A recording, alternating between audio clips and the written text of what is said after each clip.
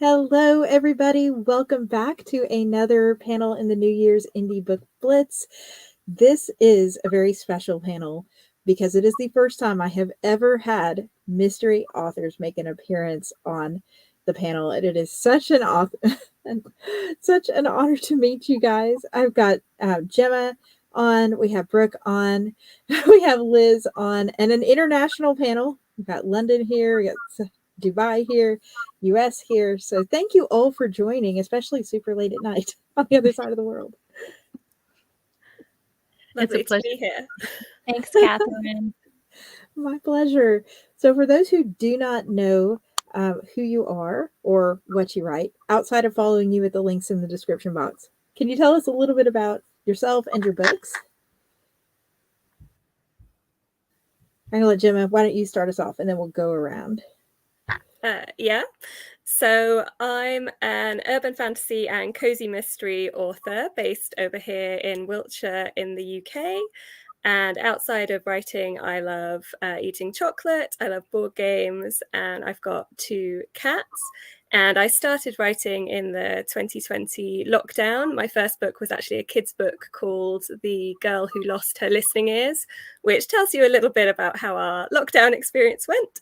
But I soon switched up and started writing books that I love to read, which is where the urban fantasy and cozy mystery comes into it.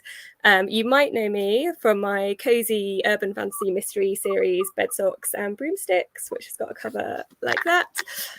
Which I'm sure we'll be talking about a bit more later on in the panel. But that's me. So I'll pass the mic over to Brooke. Yeah, and before we do that, so that one, I know people are probably like, oh, are there witches? Yeah, definitely. It's a cozy witch mystery in that one. And the main character's got electrical powers that she can't control very well. So she blows up a lot of phones and computers and it's all good fun, as well as, solving mysteries and a few murders that go on. I love it. Love it. And good to have you on and good to meet you, Brooke. So happy to have you on today. Yeah, thanks, Katherine. And it's great to be here with Gemma and Liz. My name's Brooke Peterson, and I write the Jericho Falls Cozy Mysteries. And I also have a middle grade mystery that came out this year. Funny that Gemma should say that she started writing during the pandemic. I've been writing for a lot of years, but that year I got serious. And I think, we all had a lot of time on our hands. And I decided, I'm going to really do the indie publishing thing. And so I got serious that year. And there's currently 3 books in the Jericho Falls series and 3 novellas. And as I said, one middle grade mystery that Level Best Books picked up this year. And I also have a podcast called Clued in Mystery, and I host that with another mystery author, Sarah M. Stephen. And we talk all things mystery. That really comes from a direction of like a fan of mystery, not so much as author talk, but fan. We talk about books and shows and tropes and, things that we love about mystery. And yeah, so that's me. Yeah, congratulations on having it picked up. That's exciting. Thank you. Yeah, it was really fun. This book actually is, I guess it would be the first one I finished. I think we do that where we start projects, but this is probably the first one that I finished. And my daughter was 4 and she's about to turn 18. So that just tells you that it was one of those that I wrote and I sat there and, you didn't really follow up on what I wanted to do with it. But so it's been a long time coming. It's really fun to see it as a book. Yeah. And one thing that Brooke was saying before we went live is that you also have a podcast on top of writing and everything else. Yeah, that has been such a wonderful project. As I said, Sarah M. Stephen is my co-host, and we're coming up on our 2nd year anniversary and almost our 100th episode. So it has been really fulfilling in ways that I didn't expect. And even though it requires a ton of reading and preparation, it's always fun. So I think that is a good clue that it's a match for me. Awesome. Well, thank you for joining and coming on and talking about books. I'm excited to hear what everybody has to think about just the mystery genre in general, especially with the fantasy tie-ins. We were talking a little bit about that before we went live. But Liz, it's so good to meet you, to have you on the live. Oh, well, thanks for having me. It's very late over here. I'm in Dubai, and so it's just turned midnight. So happy New Year's Eve to everybody. Happy New Year's Eve. So yeah, I write urban fantasy. I have a slightly darker series that's more suspense than cozy mystery. And then I have my cozy mystery, which is called the Havenwood Cozy Mystery series that's coming out in September. And I'm really excited to have that released out into the world. Kind of like Brooke and Gemma, I started really focusing in on the writing side during the pandemic. I am a musician by trade, and music was not happening very much during that time. And so I needed to find some other creative outlet, and that came about as writing, and I fell in love with it a little bit more than I knew. And now my husband looks at me like I'm crazy when I go, okay, I'm going to go shut myself away and write. And he goes, again? Yes. Again and again and again until the book is done. And then there'll be another one because they're like Lay's potato chips. It's like, oh, well. Completely. I'm done. Not really. I am done. Oh, and yeah, so happy to have everybody on and just to hear your different spins on mystery in general. And one thing that I wanted to bring up, because we've been talking about genres in some of the other panels, is how you feel bringing fantasy and mystery together has impacted your book, or if it has impacted your book.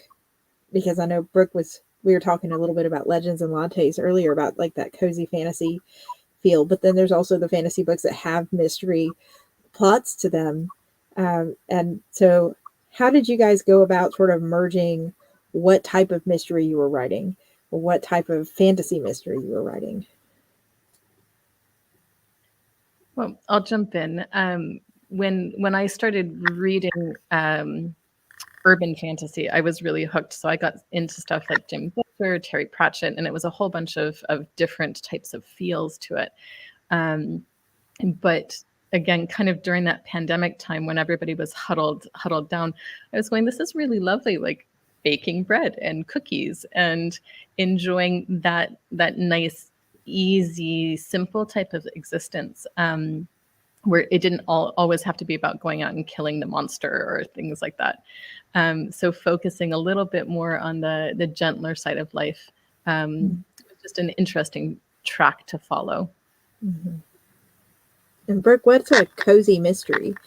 I know some people might be tuning in going, I know mystery, but what's a cozy mystery? Yeah. So the cozy part of it really refers to the fact that it has a cozy feel, meaning there's not going to be any blood or gore on the page. You know, there is a dead body, but it's all pretty like clean. There's not going to be sex on the page, although there might be romance. We tend to have reliable narrators. You know, it's like very straightforward. We get all the clues, and you can see if you can put the solution together before the sleuth. And then there's generally some of those same elements that Liz was talking about, like this cozy feeling, like a coffee shop or a bakery. There's a lot of times pets. I'd say the cozy elements that I really incorporate into my series are pets. And then I have this tiny little tourist town that used to be a gold mining town back in the 1850s, and now it's a tourist town. And so you have this historical buildings, and these buildings that used to be one thing in the gold mining days, and now they're a shop in this age. And so we've got that tie into history and things. So I don't know. I'll have Gemma add to, like, what did I miss in the idea of a cozy mystery, Gemma? I think you hit a lot of the tropes there that are traditionally associated with cozy.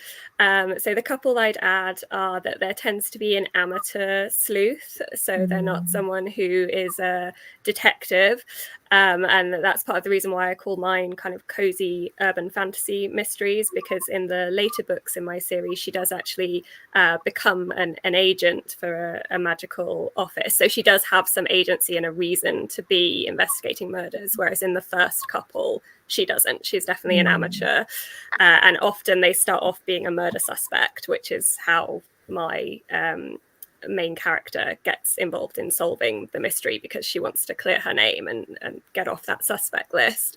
And as well as the pets, the other thing that you mentioned there was the kind of the small world setting, I call it. So they tend to happen in small communities that are normally towns or villages. So mine is set in the Cotswolds, which is a lovely part of the UK, very close to where I actually live. So a lot of real life inspiration there in terms of the place settings. But they don't tend to happen in kind of gritty cities where you might get more thrillers or that kind of type of mystery. So they're a lot smaller. People know each other. There are busybodies, and it's I think the place is almost as important as the kind of characters and the mystery itself in a cozy mystery book. Mm-hmm. And then you bring fantasy in there too with yours, and they're like, here, have a witch.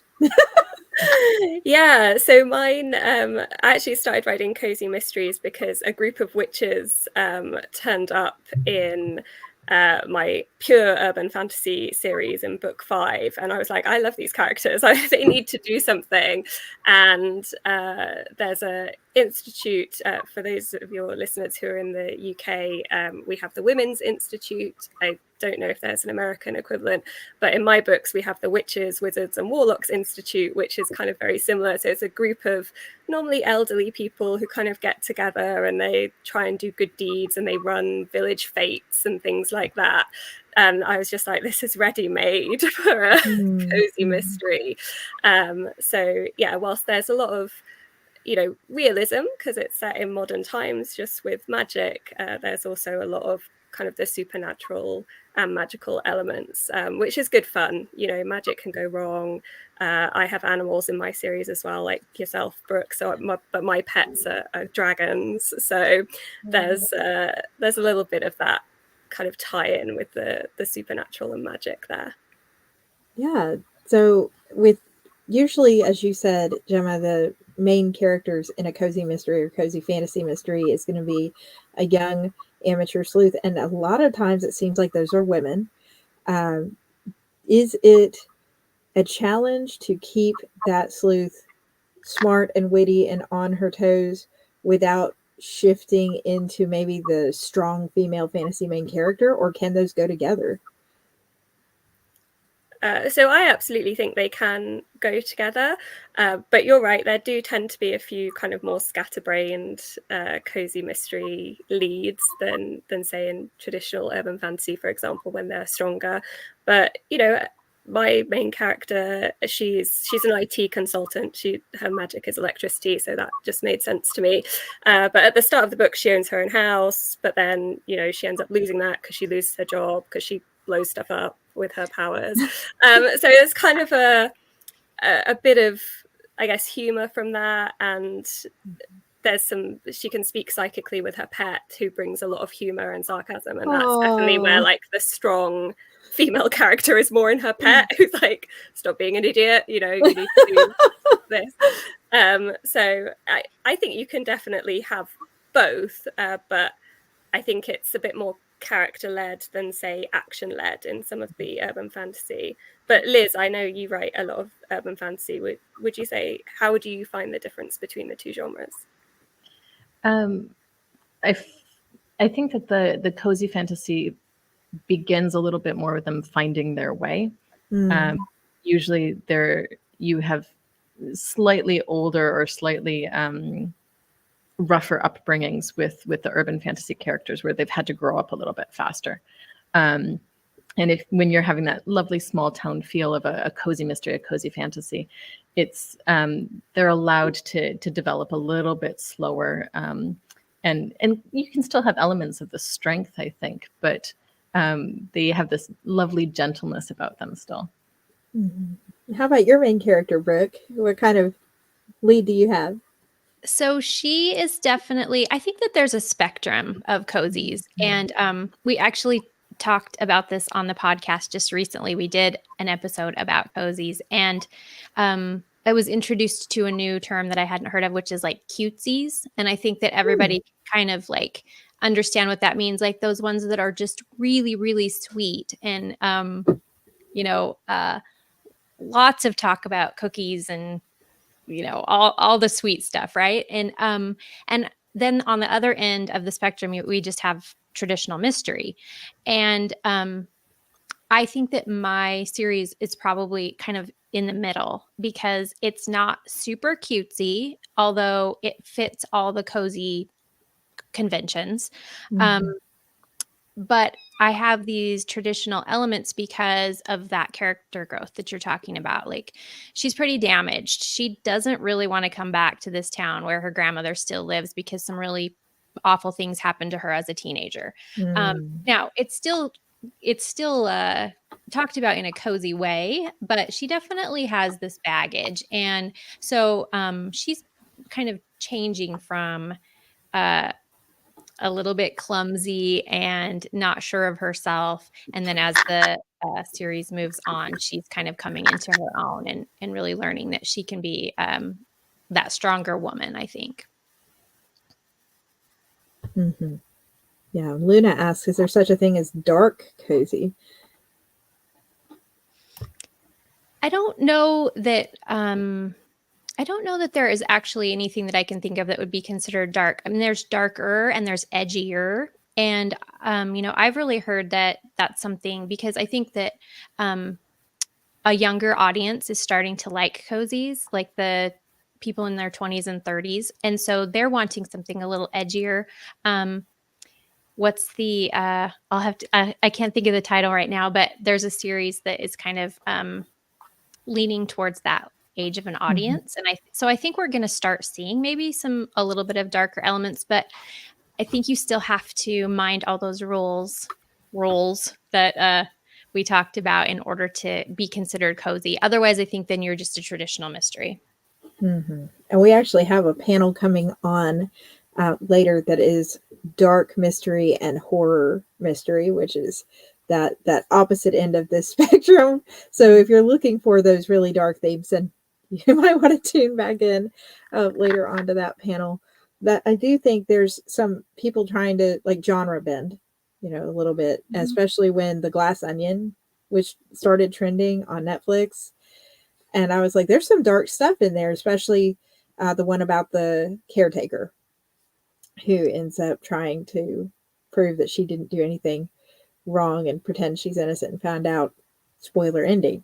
But it's like, these are dark themes. They're being accused of really dark things. It doesn't have the cozy elements, but as far as whether it's actually cozy enough to tip into the cozy side, I sort of with you, Brooke. It's like, I don't know. I feel like that's what they're trying to do is bring darkness into cozy, but I don't know if that works for me necessarily reading it. Yeah, and it's really interesting because I watched the Glass Onion and I thought it was really interesting. I love that that series because there's a couple of them now, aren't there? But in my mind, that was more of a traditional mystery because you've got like a detective, like he's retired, but he's meant to be the best detective in the world, isn't he? And then you've got a lot of the messy bits, the murder and things happen on screen.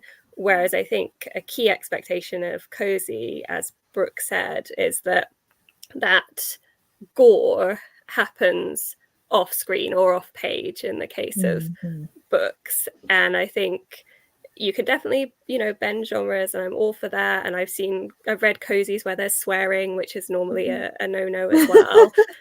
But I do think you have to be careful because readers have expectations, and if you're reading a cozy fantasy or a cozy mystery, you want to know you're going to get kind of that happiness and comfort inside, which is why the focus on food and things like that is so important. And so one of the projects I'm involved in is a collaboration with some other authors where we're writing a shared world cozy set of stories, which are cozy fantasy, which is super fun.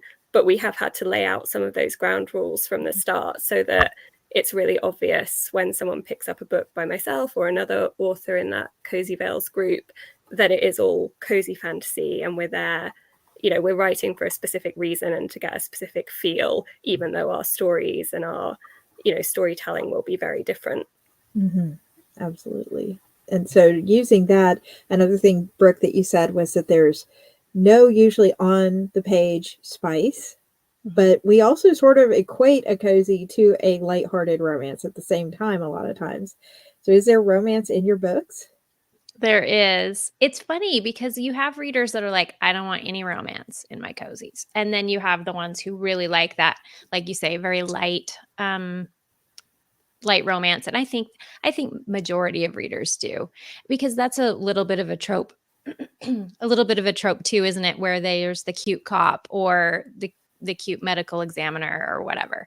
And that's the situation in my series. Is on her way back to town, my sleuth gets a speeding ticket and meets the sheriff because she's in desperate need of the bathroom, is why she's speeding. Anyway, there's a debacle right off the bat. And so she meets him in this really unfortunate way. And then, but it's a very slow burn. I mean, like, talk about slow burn. I'm into book 3 and I think they've hugged a couple times, and so you have people that are like, are they going to kiss in book 4? Like, I don't know. We'll have to see what they do. This is a carryover from a prior panel. Luna asked yesterday how many, on the urban fantasy panel, how many times there are actually people ever even mention little aspects of world building. Like, when was the last time your character went to the bathroom?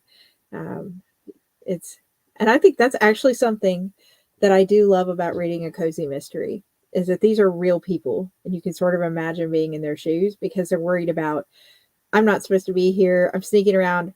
I just started my time of the month in my white pants. Like, now I've got to go there. But if I walk away right now, I'm going to miss something important at the same time. Yeah, it's interesting. Or someone's stomach growls when they're trying to be sneaky, or just little human aspects of characters that maybe you don't see in an epic, where you're just like, oh, you don't need no sleep. Just go on with your life. So Liz, how about you? Is there any romance in your book? I am in Brooke's boat here, where there's a little bit of a slow burn, but it's a light touch, shall we say. It's one of those things that readers often don't expect with a cozy, is they're looking for more of the mystery, that warm-hearted type of feel. Plenty of other books out there with quite a lot of spice. Oh yeah. If they're coming for cozy mysteries, they're usually not here for that. And Gemma, any romance with the witches?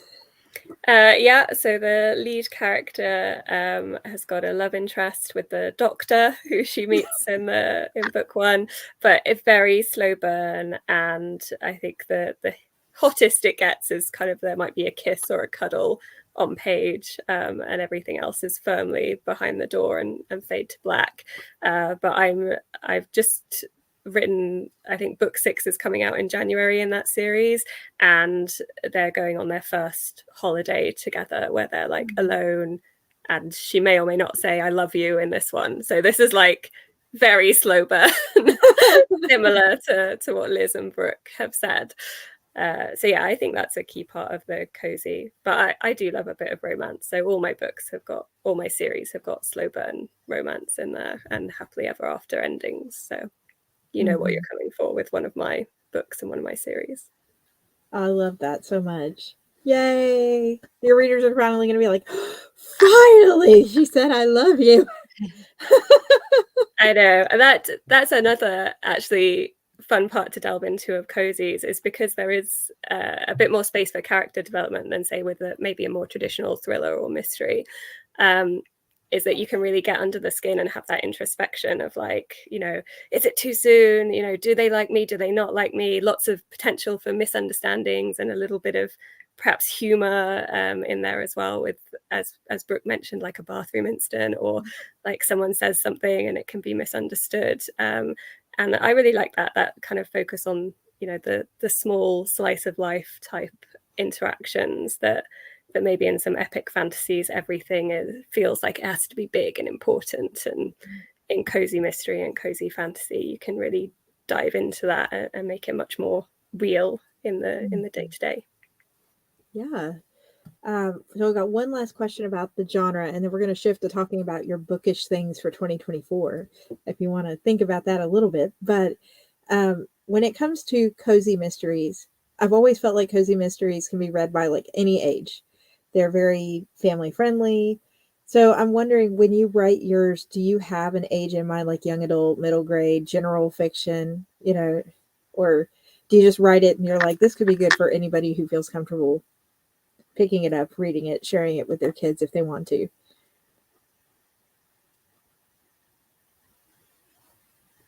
Well, I'll go. When I was writing The Cameo Secret, I very intentionally wrote it for a younger audience. The main characters are what, 11 to 13 or something. So it's definitely meant for a younger audience. And then my Jericho Falls series, I think my intention was, so I'm in my 40s, my late 40s, and I was thinking that, it's for people my age, and it definitely is. But I also think that the cozy readership is even slightly older, like the 60-ish age group kind of tends to be, I think, where most of my like newsletter subscribers are at. And I just mentioned that because it worked well, because my main character is somebody who's in her late 20s, but she has gone back to this town and she lives with her grandmother who's in her 70s. And what I find is that people love the grandma. Like, I think that that's because the readership can see themselves in Grandma Lily just as much as they can in the sleuth Chloe. Or maybe they see that relationship because many of them probably are grandmothers, or at least, as like me, I am a mom to an older child. So you can maybe imagine yourself in more that motherly role, like watching this person, because, she fumbles around and does dumb things as the sleuth. And so Grandma Lily's like, oh, honey, here we go again, And I think that my readers really can see themselves in her as much as anything. Mm-hmm. So I'll go next. So my main character in this series is late 20s, early 30s, but I think, like Brooke said, I'm probably aiming at a slightly older audience than that. And there are other witches. So like her mother is very prominent, who doesn't suffer any fools, and a lot of people really like her and kind of how exacting she is. And she's kind of in her 60s.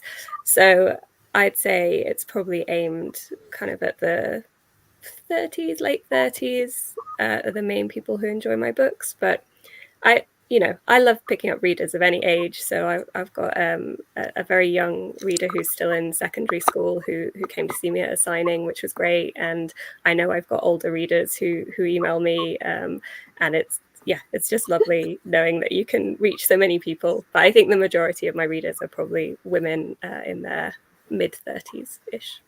Mm-hmm. And same with Jenna, most of my readers tend to be in that like 30 to 60 range. But I do get a couple of younger ones, especially because I teach as well. So my students often go, "Miss, can I pick up your book?" And with the cozies, yes, absolutely. You can pick up the book. Maybe not the urban fantasies, but the cozies for sure. They're not necessarily written to be aimed at a middle school audience, for example. Mm-hmm. Yeah. And Lena says, would you say your female main characters are more common in your genres? Yeah, I definitely think so. All right. So 2024 is 2 days around the corner, 1 day around the corner for Liz, who's going to stay up at midnight 2 days in a row just to be here with us. Liz, why don't you start us off? What is coming for you bookish wise in 2024? You have new books coming, new events? I have a series of short stories that's getting published in January 24th, I believe. And then I have the 2 final books in my urban fantasy series, which are getting published hopefully March and July. I just need to confirm dates with my editor. And then because I like to set lofty goals, shall we say, my cozy mystery series is coming out in September. And I did set it so that it ties into all the holidays. So it starts in September when my main character moves back to the United States, and she's basically going into like a Gilmore Girls type of situation, Stars Hollow, with a small town, but with magic. And she has to take over her great grandmother's bookshop, and then things go a little bit pear-shaped for her. But anyway, she takes that over in September, and then I thought it'd be quite fun to release the next series of books in time with the holidays that they're kind of tied in with. So there's a Halloween one, there's a Christmas one, there's a New Year's one. And if I can get it all aligned, then they'll be released in time according to the year as well. Wow. Whew, that is a lot. And if you're watching it, you're just like, whoa, I wanted to keep up with this. As I said earlier, for those who missed, you can see all the description or all the links to everybody's books in the description box and grab their cozy mysteries, see what's new. Brooke, what's coming for you in 2024? Well, first of all, I want to say, Liz, I'm so impressed with your planning and your organization. And I think your readers are going to love the holiday themed books, because I think that is something that cozy readers love. I mean, I have a little Christmas novella and it sells well all year round. I mean, because it's cozy, right? You put in all the wonderful things about that holiday and readers just eat that up. So good job on that. I will be publishing book 4 in the Jericho Falls series this year. And I also have a subscription, what am I saying? A subscription plan coming for the podcast. So that's taking a lot of creative energy right now. Sarah and I will be launching the Clued In Cartel, which will be extras for our podcast listeners. So that's probably my biggest project in 2024, and then releasing book 4 and hopefully another novella as well. Yay! It's so exciting. And Gemma, what is going on with you this coming year? What do you have? Are you going to be meeting anybody in person, doing any more signings? Yeah, hopefully I'm booked in for a couple of signings already. So that'll be for the first half of the year. They're all in the UK, but if anyone's interested, then follow me on Facebook or Instagram, and I'll be posting about them closer to the time once everything's, double and triple confirmed. And then books wise, so the last 2 books in this Omensford series, which is the cozy urban fantasy mystery series we've been talking about, those will be out this year as well, and that will finish the first arc of that, and then we'll see what happens and whether that continues or not. And then I'm working on a collaboration for a shared world cozy fantasy, which is called Cozy Veils, and I'm aiming to publish a trilogy in that, probably the first 2 books this year. And then I've got short stories coming out in a couple of anthologies as well, which is always exciting, because I just love collaborating with other authors and seeing what everyone comes up with. So yeah, it's going to be a busy year, but a good one, I think. Oh, yay. Thank you all so much. I wish you the best of luck. So Luna, yes, there was a mention of dragons in Gemma's book. Don't know as much about Brooke or Liz's books, but Gemma, a little dragon pet. Yeah, so I'll start. A bearded dragon. So in my series, so my urban fantasy series and this cozy mystery series are set in the same world, and there are small dragon-like creatures called worms, spelled WYRMS, RM, and they can be pets. So yes, in my Omensford series, the main character has one, and in my Rise of the Dragon series, which features both real, big fire-breathing dragons and these little worms, which are more like pets, she has one as well. I'm basically living out my fantasy of wanting to have a pet dragon by writing them in all of my books, and I'm sure once this cozy fantasy series is written, there will be a small dragon pet in that one as well. I think my readers love it. They like living vicariously through that. So yes, big dragons and little dragons in my books aplenty. So what pet is in your book, Brooke? So my main character has a golden retriever who she gets in book 1 actually from the first victim. It's his dog, and she ends up inheriting it. So yeah, it's and there's a larger story behind that, which doesn't get revealed until book 2. So there's a kind of a thread there with her dog. And then, as I said, she lives with her grandma, and Grandma Lily has a tuxedo cat named Elliot, who is kind of like the butler. He's pretty sure that he runs the show. Awesome. And Liz, what have we got for pets over on your side? So my main character inherited her bookshop from her great-grandmother, and her great-grandmother had a familiar that's a talking rabbit, but a very sassy talking rabbit. She's basically Grandma Lily from Brooke's series of going, "What are you doing, honey? Come on now." But the rabbit is in constant conflict with the bookshop cat, who is a normal cat. She doesn't talk at all, but she does not like him being around. And he does not choose to listen to her because he is a cat. Oh, I love it. I love it. So yes, I'm going to have to go read the books now because I've got to see. Well, thank you all so much for joining. This has been such a great panel. Thank you for having us. Yeah, thank you so much. This has been fun. We met new friends. Yes, we did. And if you're watching and you're like, no, I want more, there are more. We're going to be doing panels tomorrow and on Monday. There's like 9 more panels. And then today there are 3 more panels. So we've got Noble Bright Epic coming up at 4 Central, and then Fantasy Romance, and then that mystery one I talked about, the dark mysteries and the horrors, tonight at 8 o'clock Central. So thank you all so much for joining. I hope you have a great new year. Bye, everybody.